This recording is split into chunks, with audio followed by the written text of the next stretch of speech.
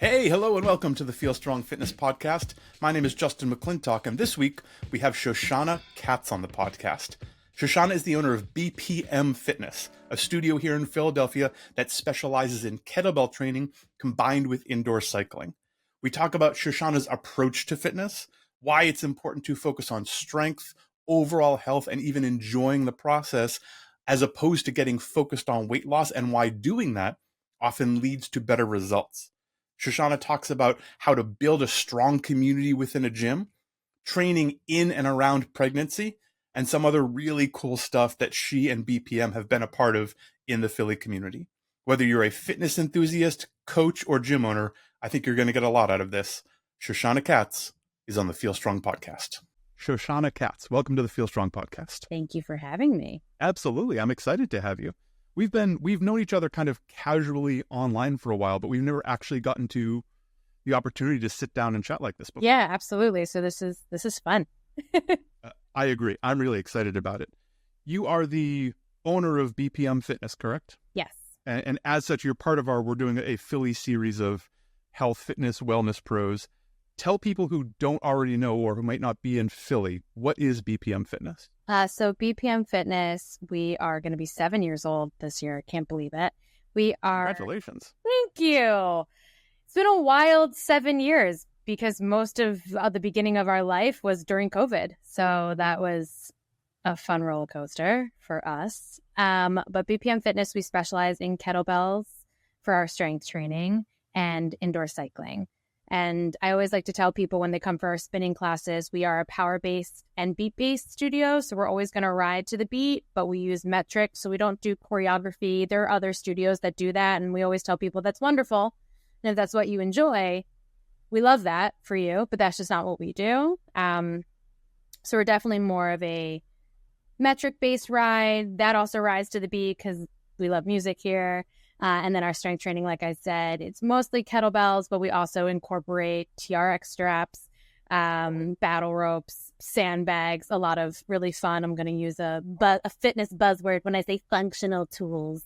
I love that. I often tell people that it's one of those questions that comes up as a fitness pro. If you could only have one piece of exercise equipment, what would it be? And my answer is always a kettlebell. Kettlebell, 100%. And it seems like an easy answer to me. Yeah. And other people are baffled.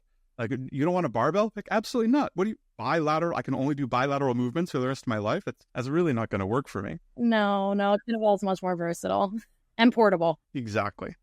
And BPM you do group as well as one-on-one. Is that correct? Yeah, we specialize in group and one-on-one personal training. 7 years is really incredible. Yeah, thank you. We talked about this a little before we started recording, but who is your ideal client? Like, what's an ideal someone who is a perfect fit for either a group classes or to work one-on-one with yourself or another instructor? What do they have in common? The willingness to learn and the desire to learn.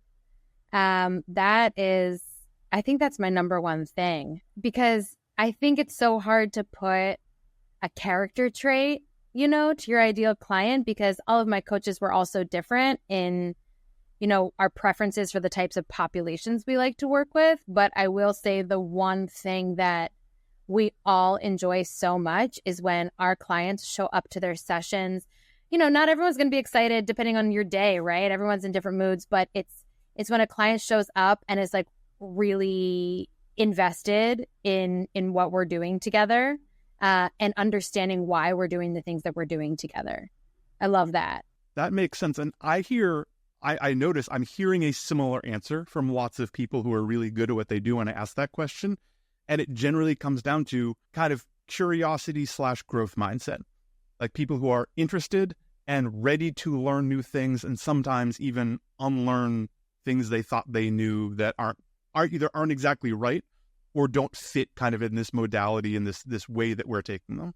Yeah. And I think that also makes you a good trainer as well, someone who's willing to learn and adapt and change, because I always tell people, like, there's more than one way to skin this cat. There's more to one way to do this. Like, I'll have clients ask me questions. Hey, I was squatting like this, doing a squat like this. Is this wrong?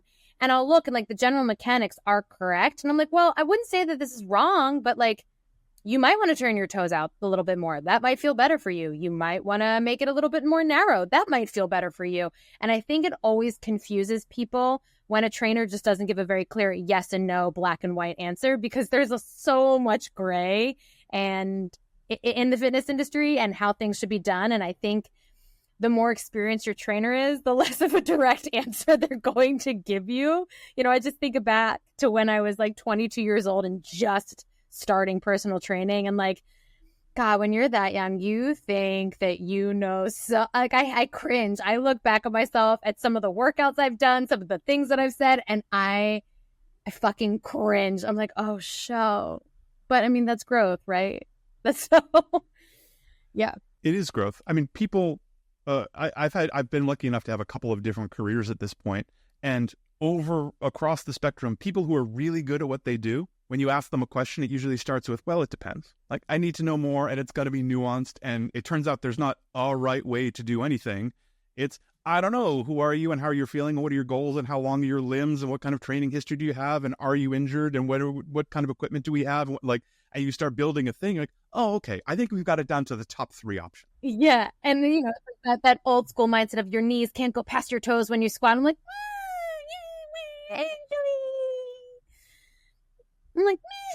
you know, there might be really good reasons to put your knee. Oh, yep. And why that might happen and why it might be better for you if that happens. Yep. I know that some people, I get thrown out of certain coaching circles for not squatting with my toes straight forward, but my hips are shaped slightly different than yours. And that's just how it's going to be. Yeah.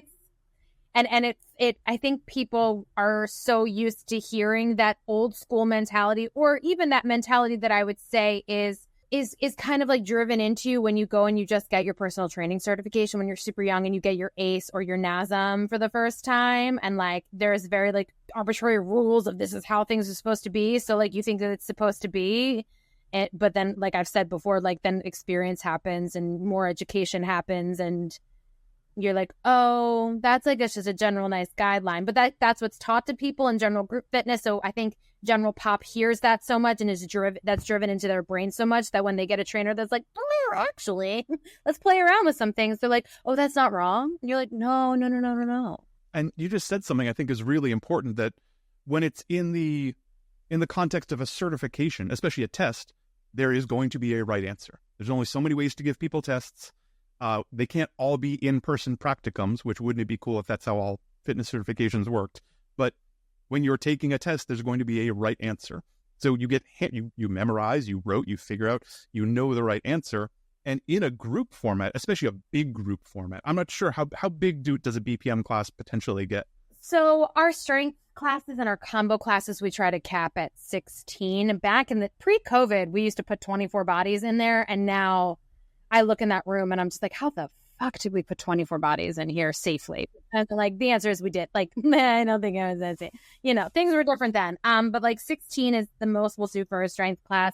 And then for cycling, we'll still let up to 24 in there because it's bikes and it's not the same as a strength training class. And yeah, that's a much easier footprint. Yeah, it's a much easier footprint and also like a much easier coaching and technique thing. Like, you can just sit down if it feels like too much, you know, where when you're coaching a strength class, it's the risk of injury is just way higher. 100%. And even I don't want to say what happens in your studio, but I've coached plenty of 16 to 30 person group classes.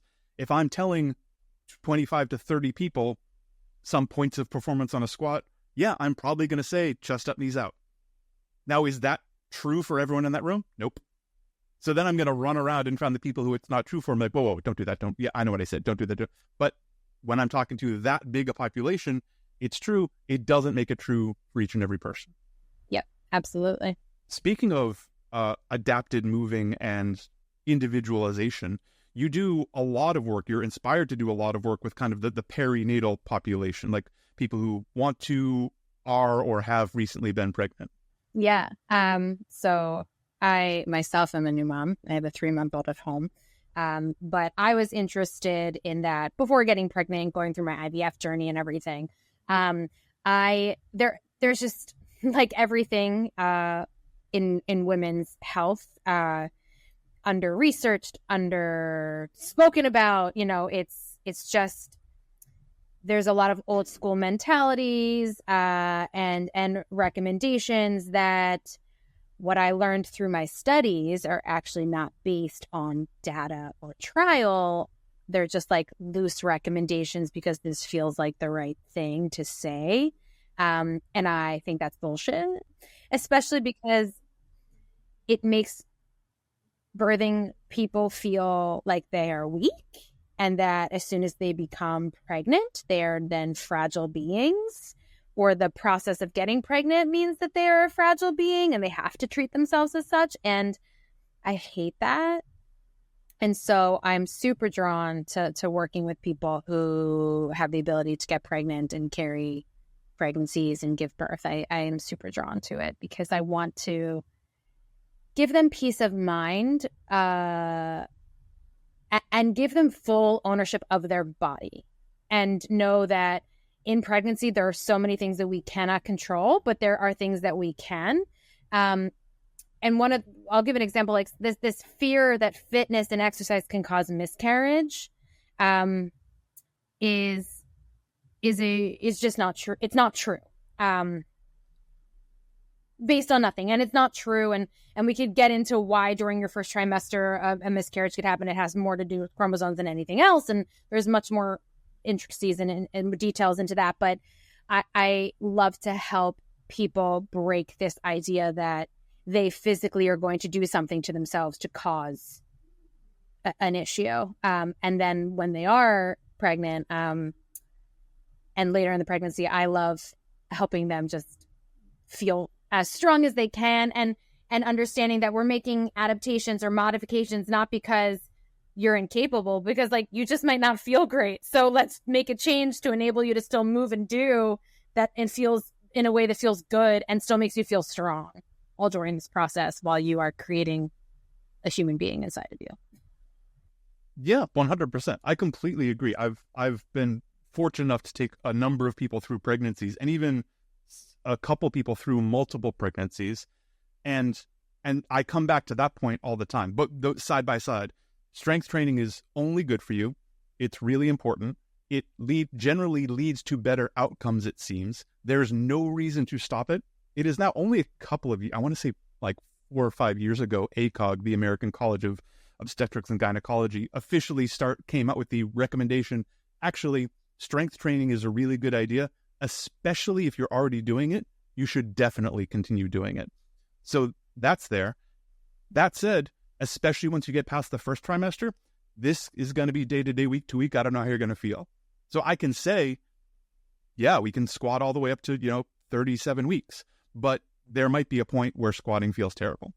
Oh, and there might be a point where you show up and you're like, yeah, this is my third, 21st day in a row of morning sickness and I'm underfueled and under-recovered. Yeah, I'm probably not putting 200 pounds on your back, but that's because it's a bad idea for you today. It has nothing to do with the fact that you're pregnant. It has the fact to do with you're underfueled and under-recovered. That's what I was just about to say, that like you would not do that to anyone, pregnant or not, if they're underfueled and under-recovered. You'd be like, this isn't the day for that. Yeah, we don't know how it's going to go. And certainly every pregnancy is different. Every pregnancy for every person is different. So I'd say, just like talking about group classes, I can say first trimester, really nothing to change. We don't do anything that could be catastrophic, which I'm not going to do rope climbs. We might not do like box jumps, anything that could be, a real problem. Yeah, exactly. But that's about it. Even like burpees. Yeah, sure. Fine. No, burpees are okay. Actually, it's all on the table. Second trimester, some mobility stuff, a few other things, and then it's going to get super individualized because I don't know how you're going to be. Yeah. Well, the biggest thing I always talk to my clients about when, we find out that they're pregnant or they're trying to get pregnant is let's talk about your breath work. That's actually because people ask, like, what are the changes I have to make? And they get really weirded out where I'm like, nothing. We don't have to change anything as long as it feels good. I'm like, but we need to start talking about your breathing. And right away we start introducing breath technique and doing full belly breaths and how to activate your transverse abdominis and how to activate your pelvic floor and how to relax your pelvic floor. And then I also, in addition to the work that I want them to do with me, I tell them they have to go to a pelvic floor physical therapist off the bat. They're always like, what? And I'm like, I like to work hand in hand with a pelvic floor physical therapist through your pregnancy, and there are several in the city that do accept insurance. And then there are, of course, the ones that I always recommend don't, but I'm a little biased. I think can I plug Pelvio right now? I think Pelvio PT, I think they are a group of people that really know their shit and they're phenomenal. And I worked with them through my pregnancy. I've sent multiple clients there. My friends at KG Strong, another strength training gym here in the city, also has a good relationship with them too. We're big fans of them. They don't take insurance. You can always submit to your insurance provider because they'll give you, everything you need to do that. But it's always something that I'm like, if you are able to do it, be it submitting to like having someone that's covered by insurance or submitting to insurance and front the out-of-pocket cost, like I like to work hand in hand because I cannot do an internal check on your pelvic floor. But I can help you access it, but that is out of my scope of practice. I will not do that. You need to see someone. But so like in the beginning, I'm always like, we got to talk about breath work. And then I want to talk about you also seeing a pelvic floor physical therapist during this time too. 100%. Do you know Dr. Erin Davidson? I feel like I know the name. She's another pelvic floor physical therapist in Philly who I love. I believe she wasn't employed by Pelvio, but she was working with them for a little while. Now she's on her own. But similar approach, like embrace activity, embrace getting people back to being active and doing all the things they want to do in their life, and a real understanding of what training is like. I have a really good relationship with her, so I tend to refer people there. And we will, she gets access to all of their training. She can log in and see what people are doing. And then when they see her, I get not an update of everything they did, but here's some suggestions. Here's their homework physical therapy wise. Here's how this might tie into some of our training. And their training adjusts back and forth. And then just like you and I having this conversation, everyone's on the same team. Yep. I love it. It's so important. Could you, I love the breathwork conversation. I think it's really important, but I often find people don't even understand why it might be more important for a pregnant person. Would you mind talking about that? Sure. Oh God. So that's like a big question. So first and foremost, accessing breath through your pregnancy allows you, that has to do with like blood circulation and blood flow, right?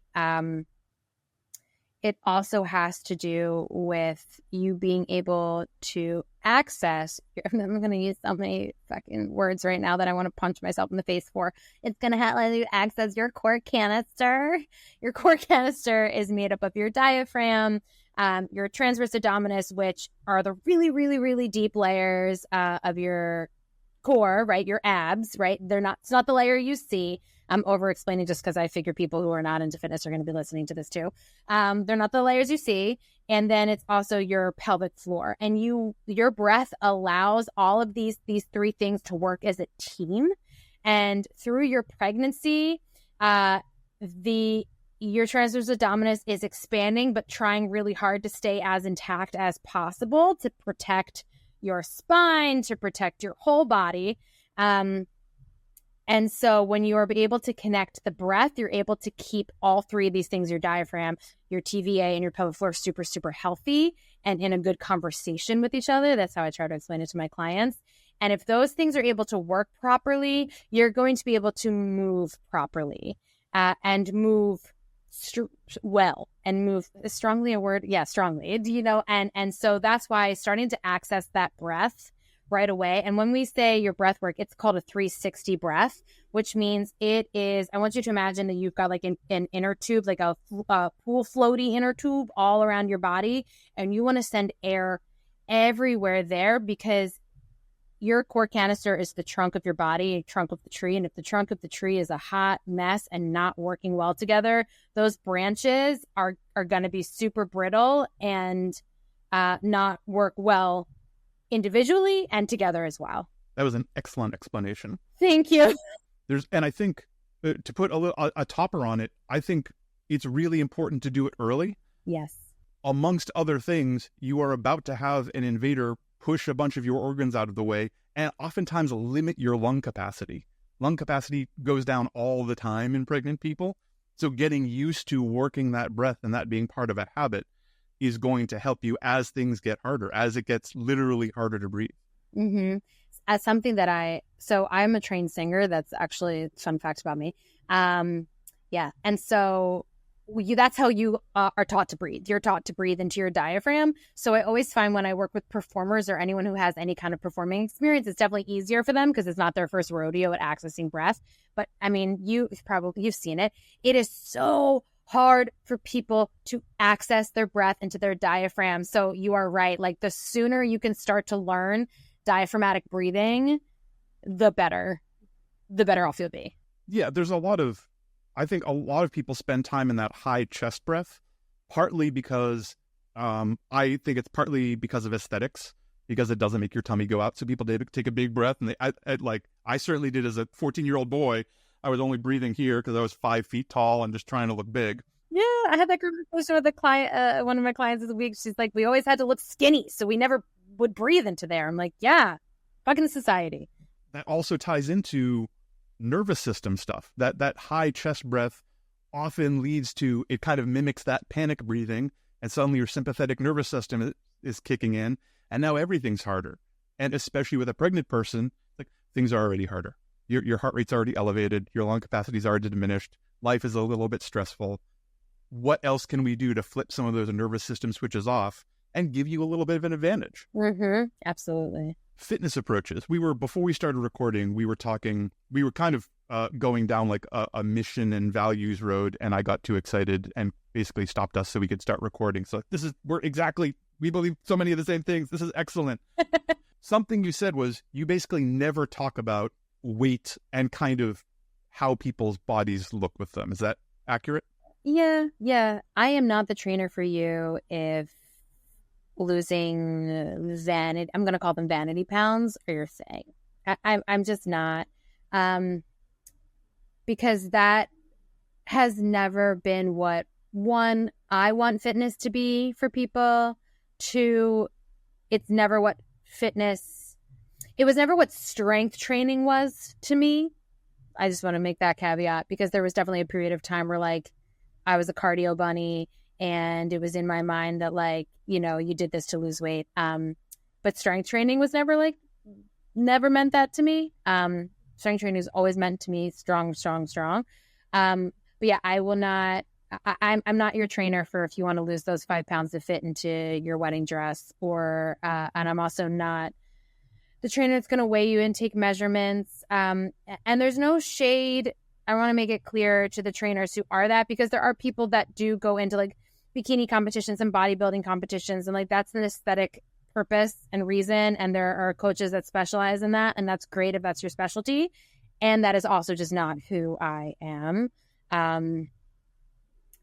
I used to love telling clients how much I weighed, because back in the day when like, not too far back in the day, but when they would get really hooked on a number on the scale, I'd be like, well, I want you to know that I'm 170 pounds. And they would be like, what? And I'm like, yeah. I'm like, that number is so it doesn't mean anything. It means nothing to the way that you look. It means nothing to who you are as a human, your abilities, your capabilities. It's just a number that appears when you hop on a scale and that your doctor really just takes once a year so they have a record of. Like, it doesn't fucking matter. But I've even stopped doing that because like I just don't even want a conversation of weight to come up. You know, if someone has serious health reasons and there's something actually going on, then it's like, all right, we need to talk to your doctor. Like, what are these reasons why that it's being recommended that you lose weight? That becomes a much more complicated conversation and a much more personal. Again, like that's a different person and personal conversation. You know, I'm never gonna tell someone who wants to lose weight that they shouldn't. You know, that too, right? Like, if that's something that you want, if that's something that you feel like you need, like I'm gonna support you on that journey. But I again, like I'm not the person that you're gonna seek out for to be like, I just really want to lose like 5 to 10 pounds to look a certain way. 100%. And it's that deeper why that you talk about that I think is really important. Like because I'm the same. If someone says, I just want to lose 15 pounds, I won't necessarily end the conversation right there. I was like, okay, well, why? Like, because I think I'll look better. Okay, why? What would look better with you 15 pounds less? Well, X, Y, and Z. Okay, was there a time you remember being this weight that you felt good? Okay, what could you do? What made you feel good? And then, if it's someone I might end up working with, they start describing, well, I ran my fastest mile, and I could, play with my kids, and I went to the beach, and I felt really good about it, and I played pickup volleyball in the summer, and that felt really good. It's okay. So if we could do all of those things, if you could run with confidence, play volleyball, run after the kids, feel good about going to the beach, but the number on the scale didn't move, would that still be a win? And that is the crux. That is the yes/no question if we're going to work together. And if they say, no, I want to lose 15 pounds. I say, I totally understand. I'm just not your guy. I think I can maybe refer you to some people. And if they say yes, but great, we may well lose weight. It's entirely possible that part of this journey is going to be losing weight. Same thing for health markers, right? Like, I need to lose 50 pounds. Well, why? Because I'm pre-diabetic and my doctor said that this is the last visit, and 6 months I'm going on a bunch of medication, and he's going to put limitations on me if I don't lose weight. Great, super compelling. Let's do all of the things that a non-pre-diabetic person would do. I strongly suspect losing weight will be part of it, but we're going to aim a little bit higher. We're going to aim for a healthy, functional, energetic person, because losing weight is easy, kinda. Doing it well, healthily, and with longevity is not.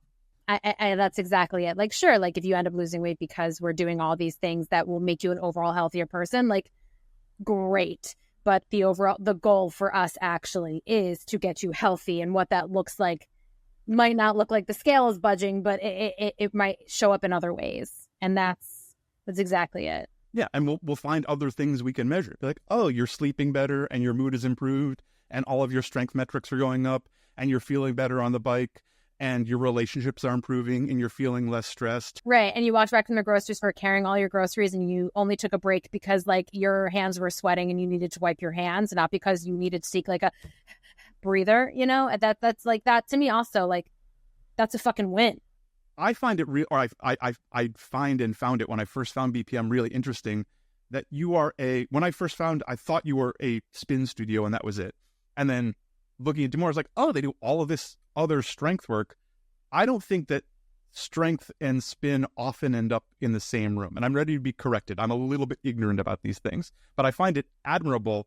I wonder if you run into people who show up for a spin class and like, oh no, I don't want to move weight.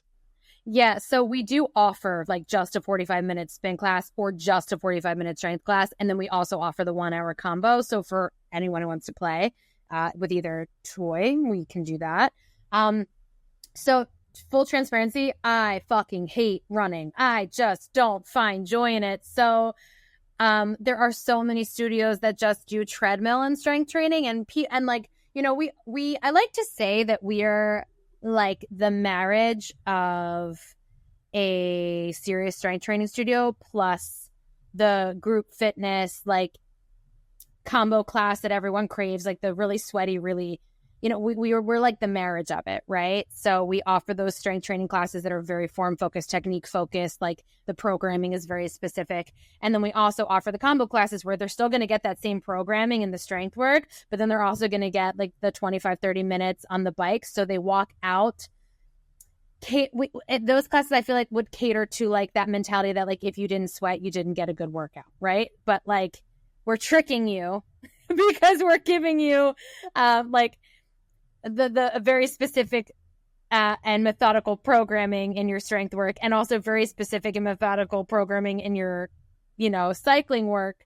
So we're kind of like playing the game, but also like, haha, fooled you. Now you know how to swing a kettlebell really well and squat properly, and you weren't doing that before, were you? So I like to say like we're a marriage. If you took Barry's boot camp and then like a very serious strength training studio and they like got together and had a baby, I like to say that that's us. I mean, that is the dream of so many group fitness owners, because you also have the advantage of someone who comes to that combo class almost definitely has a favorite, right? I would totally be the person who's like, all right, we're doing some real strength and I'm getting really technical. I'm like, okay, I'll do my cardio stuff, which I need to do, and it's important. And at this point, it's irrefutable that pretty much everyone should be doing some cardio sometimes, regardless of what your goals are. Ditto with hardcore resistance training, whatever you feel about it. But it's such a nice combination of no, we're taking the strength seriously, and there's a program, and we're progressing people and taking you places you may not have been able to go before. And you also get this intensity group community dose. Yeah, exactly that. And also, like, I chose cycling again because, like, I was a indoor cyclist. I want to make that clear. I do ride my bike outside sometimes, but I wouldn't even begin to say that I'm an avid outdoor cyclist. I have road experience and mountain bike experience, but you can ask my husband. I probably get on my road bike like maybe once a year. My dad is like rolling in his grave hearing me say that I get on my road bike once a year, but yeah, like I get on it once a year. But I'm definitely an indoor cyclist more than I'm a runner. So that was also one of the reasons where I'm like, I enjoy spinning. My first love in fitness was spinning. Like, I taught spinning before I had any kind of strength training certifications. So that's what kind of led to cycling over running. And also then I just fucking hate, I don't find joy in running.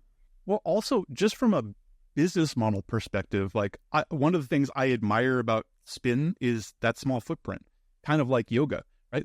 You can absolutely put 24 people in a room and it's not crowded and you're not worried someone's going to drop a barbell on their stupid head or something's going to go awry. Like, once someone's on the bike, and unless we're doing something really fun, that's pretty much it. That's all the room they're going to take up. Yep, exactly. And treadmills are big and heavy. Yes. Yeah. Bikes are portable. Like, we can wheel these bikes around if we need to. We don't have to, but they're on wheels and they're easy. One person can move a bike. Not one person can move a treadmill. We were talking, I actually don't remember if this is when we were recording or not, but how important the community aspect of BPM was for you. If we were not recording. So community, like, I think that I know that exercise can be intimidating for people. I know that starting something new can be intimidating for people. And I think community, finding a place where you feel safe, where you can feel connection, where you can feel heard, and where you can have fun is really important. And that can attract you to stick with it. And also, I know people that have made lifelong friendships from people that they've met here. So it bleeds into your out of gym life as well. And I think that is a beautiful thing about finding a gym or a studio that feels like home for you, and that community, it becomes such a big part of your life. And I definitely know that BPM has been that place for so many people, and I love that. And, I think something that does make us special is that our team that is here today, some of them have been with me since we opened our doors, and the others that haven't have at least been with me for anywhere from 3 to 4 years at least. Like, if I'm going to pat ourselves on the back, like, we don't have a lot of turnover here. And I think that has a lot to do with my connection with my staff and how I try to make them feel, and how I always want them to feel heard and that they matter, and that even though they are not an owner of the studio, they have ownership in this studio and the things that happen. And when they bring things to me, I always take it seriously, and I will always take what they say into consideration. And I also don't smother them. Like, I let them do their job because I also trust that they're going to do a great job, because I wouldn't have I trust them.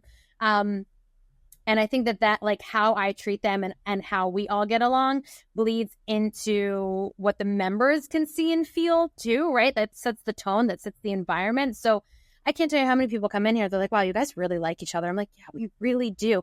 And listen, like, that's not to say that every workplace needs to feel like family, because I think that's also a little toxic to like force that on people, because if we're not your vibe, and that's okay. But I think we have just lucked out in bringing people in and attracting people that share the same value systems as we do, and are also and value systems beyond like, your morals and ethics, but also like your work ethic too.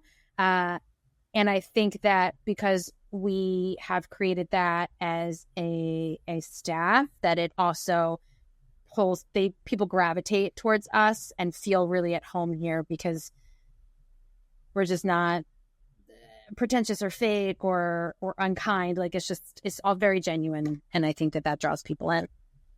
Yeah, it's authentic. And if I could slightly challenge you on something, it doesn't seem like you lucked out at all. It seems really intentional. I often tell people, especially in a big gym, that whatever your culture and community is, it didn't happen by accident. It comes from the top down, and that could be, sometimes the top is apathetic and just lets the inmates run the asylum. That's still a decision. That's still how things happen.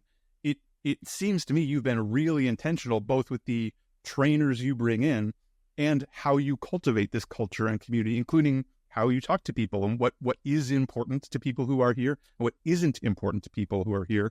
And that radiates through everything. Yeah, I mean, you're definitely right. Like I will say there is part, there's a little bit of luck in there. Yes. And I will say that, like, yeah, I mean, you're definitely right. I would say I definitely am hands-on. I try to be as physically present as possible. Obviously, things have changed a little bit in the last 3.5 months, which it's wild how, like, the guilt sets in, right? But because I was so hands-on in here all the time. I would like to say, and one of my managers is just right outside the door. I would like to say I was, like, equally, like, super hands-on and also, like, equally trusting of, I've put you in this place of you're running the show. Like, I trust that you're going to run the show. So I think I did a really good balance of that. I think I do a good balance of that. But now as I'm, like, adjusting to this new normal of being a human mommy, I say human because I have a dog, adjusting to, like, being a human mommy and also being the business mommy, adjusting to that new normal. But definitely, I would agree with you that it did cultivate from the top down, and I was very strategic about keeping people in places and not bringing in people who don't align, even if they're, like, the best technician with all the experience, who's super bubbly and their playlist kick ass, but if they don't align with the way that everyone else works, that at best, they're going to bounce off. At worst, it becomes a real problem. You know what this just made me think about? It made me think about, like, what's your ideal client? What's your ideal staff member? It's the same fucking answer. Like, are you willing to learn? Are you willing to grow with us? And are you willing to come in humble? That's a big thing.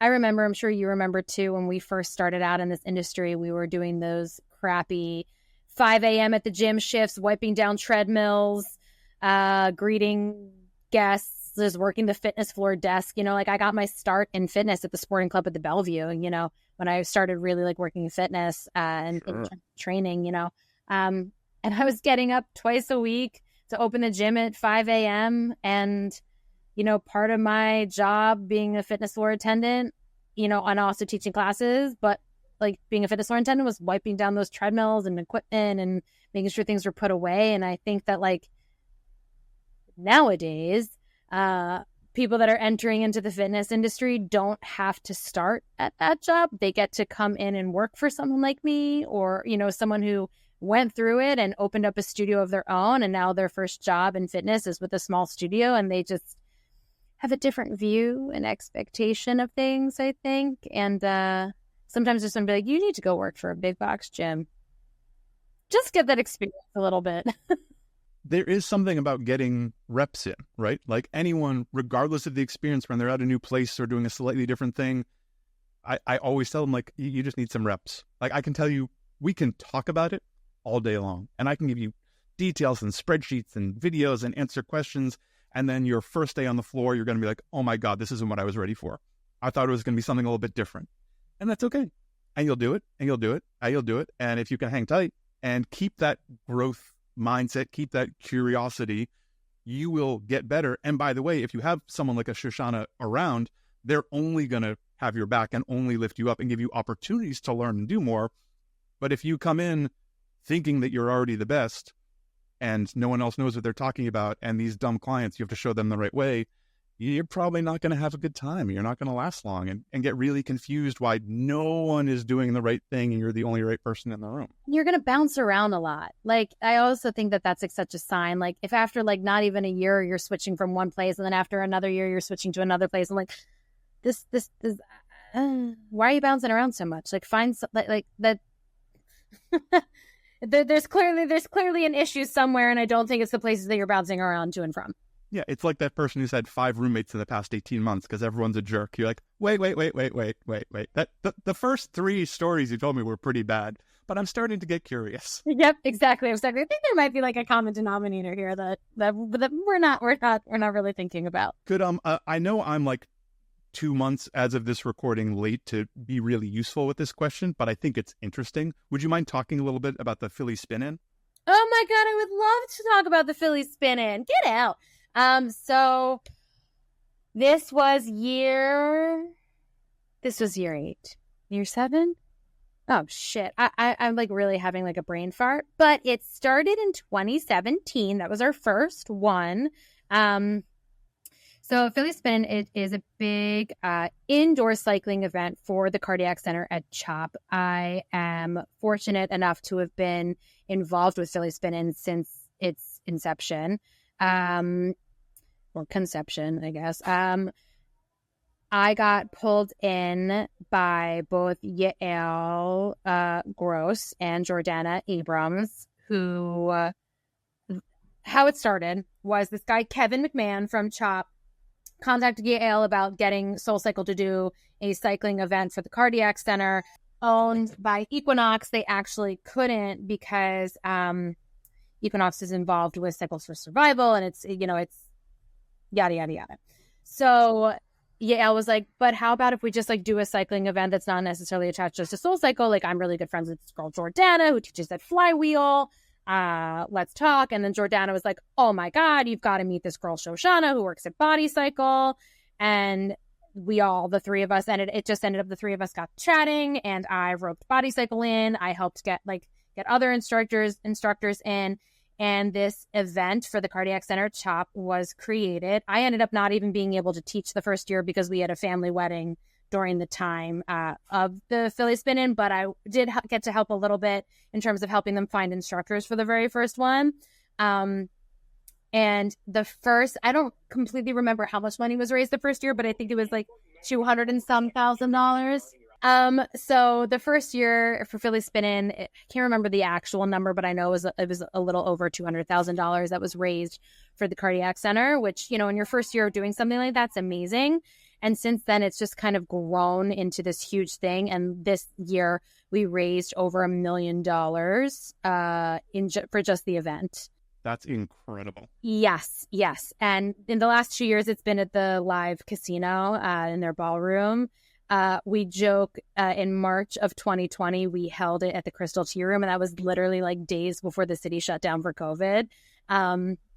And we just make a joke that like we hosted a super spreader event for a children's hospital. That if CHOP didn't shut us down themselves, like it was fine. And for anyone who's not in Philadelphia, CHOP is the Children's Hospital of Pennsylvania, or Philadelphia of Pennsylvania, Children's Hospital of Philadelphia. Yeah, that's okay. And CHOP in and of itself is a world-renowned hospital. Like they have patients that come from all over the world coming specifically for CHOP. But yeah, in the last 7 or 8 years, we have raised over $5 million. We have funded 16 different projects for the Cardiac Center. We've helped create a bereavement program for families. We've just we've created so much access, and there's also like one of the cool things that our money has been used for was creating these, as the doctors explained it to us, these 3D headsets that they allow the families to wear, so they can actually walk them through, and they recreate their child's heart and the issue with their child's heart, and they get to walk the families through the procedure that they're going to do, and it's fascinating. And so some of the money from Philly Spin-In was used for that. Again, a bereavement program for families. I know that there's 16 different projects. I can't think of all of them, obviously, off the top of my head, but that money has gone directly to the families and to the Cardiac Center.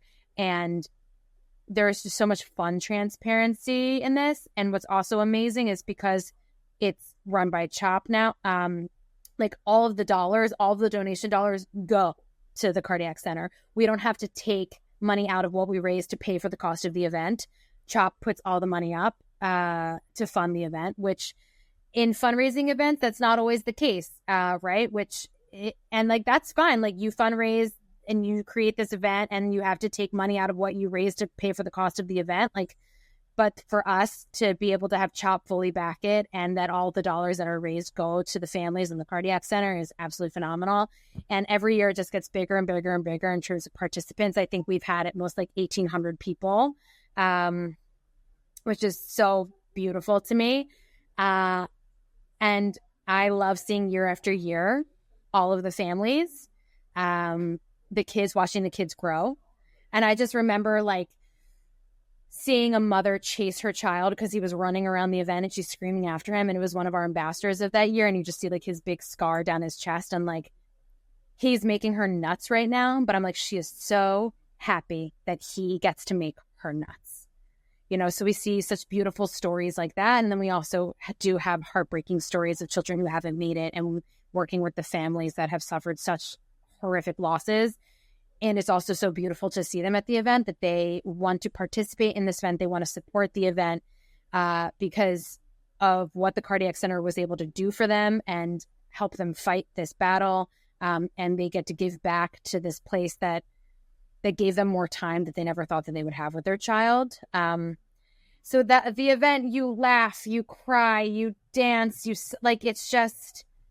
it is an emotionally exhausting event because you are running the gamut of emotions through the event, but it's beautiful. It's my favorite event of the year. I look forward to planning it and doing it and teaching it and emceeing it every year.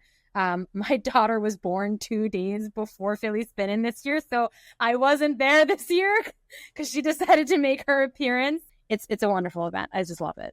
That's amazing. Congratulations. And that sounds like that's such a nice combination of small business entrepreneurs who know how to hustle and get things done, putting an event together, and then a giant organization taking the middleman out. Because what you're describing, a lot of these big events, there's a nonprofit middleman kind of in the middle, and they're doing good work and they're doing the organizing, and that's how a lot of the money gets there.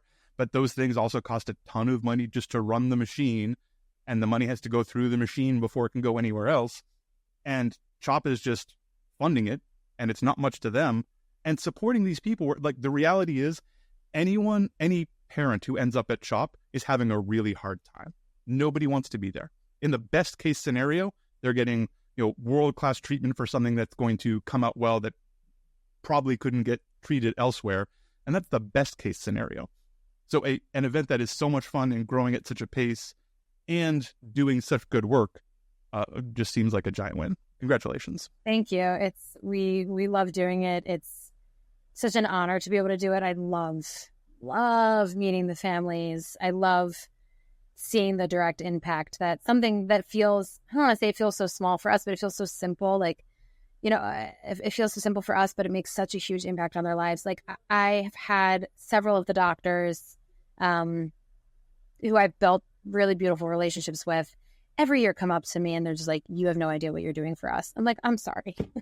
I am teaching you adult gym class and you're telling me that I'm changing your life. You just came from open heart surgery on a 5-month-old baby. But that's what they know how to do. You are an expert. You are lending your expertise. Hey, yeah, how many people in this room? And they're all on bikes and they're different abilities. Yeah, I know exactly how to do that. It's going to go well. It's going to be safe. Everyone's going to have a wonderful time and want to do it again. It's easy for you because you're really good at it.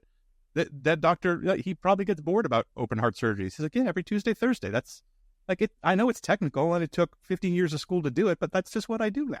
Yeah, I think for them, they are, in my eyes, they are the heroes. They are the ones that are like saving and changing the lives. And then to hear them say that I have changed their life, I'm like, if I get to change the heroes, I'm gonna just okay. Like that to me is like feels very humbling and something to me that feels so simple is such, it's crazy to me. And it's crazy that I get to do it. It's an honor and such a privilege that we get to do it. Well, it's the power of good people doing good work and not expecting anything in return. Yeah, for sure. Shoshana, I feel like we could talk for another hour, but I want to be respectful of your time. There are definitely people, probably for a variety of reasons at this point, who definitely want to reach out, get in touch, find you, especially if they live in Philadelphia. How should they do that? What's the best way to find you? Best way to find me is email or Instagram. So my email is my name, Shoshana, at bpmfitnessphl.com. Or you can also look me up on the IG show, SHO, BPM Fitness. And you can give me a follow. You'll just see a lot of like puppy, baby, kettlebell content. And then like just it's very dry, straightforward stories and bullshit anecdotes. That's just who I am. It's pretty solid. I mean, if puppies, kettlebells, or babies, if at least one of those doesn't draw you in, I probably don't want to talk to you anyway. All right. So it's okay. Anyway. That's always my rule. Like when someone comes to the studio, like I have Olive here, and I'm like, if you're not a dog person, we're not going to be the place for you. It's just not going to work out, and that's okay. Shoshana, this has been a huge pleasure. Thank you so much for coming on the podcast. Oh, thank you for having me. It's been great. Absolutely. We'll do it again soon.